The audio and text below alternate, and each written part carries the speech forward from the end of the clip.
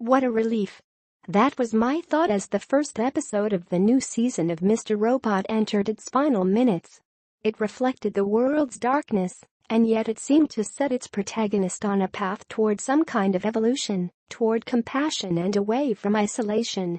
And it clearly shifted the show itself away from the kind of overly elaborate opening gambit that made the first half of season 2 more than a bit unwieldy. It's always been difficult to disentangle Mr. Robot from current events, by design. The drama is a cracked mirror in which we can view our society from the slightly, or sometimes substantially, warped perspective of Elliot Alderson, who wanted to change the world from behind the computer screen.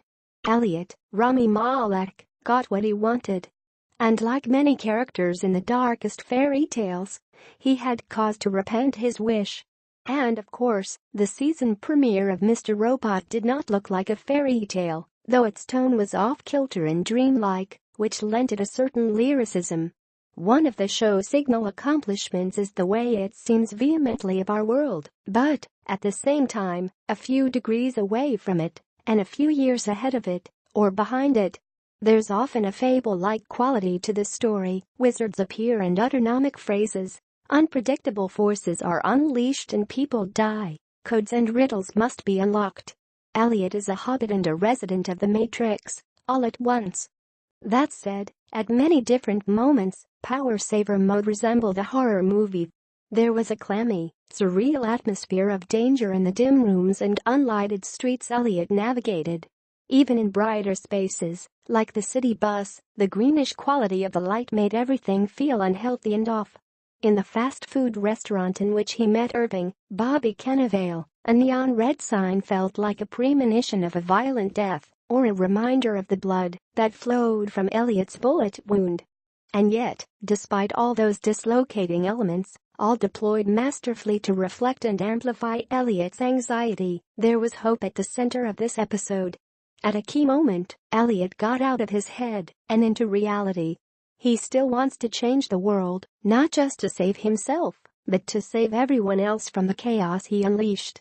After the season premiere caught viewers up on what they may have forgotten from season 2, we got to the meat of the hour. Elliot began walking down a dirty, disordered street in New York, monologuing to himself, but then there was a shift. We were no longer hearing a voiceover. He was talking out loud. He looked straight at the camera. He took responsibility for the 5/9 hack and refused to evade the consequences of his choices by tossing them into the paranoid maelstrom of a wake-up, sheeple rant. "I'm the one to blame," he declared.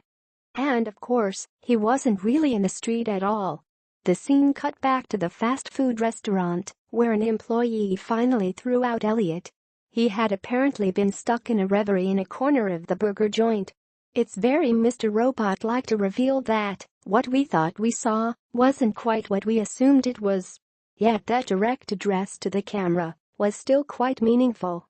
Mr. Robot is rarely on the nose, just as Elliot rarely looks people in the eye or makes physical contact with them. It mattered that the moment in the street was direct, heartfelt and earnest. Elliot really does want to fix what he broke, and in his own slightly evasive way. He told us that. The question is that possible?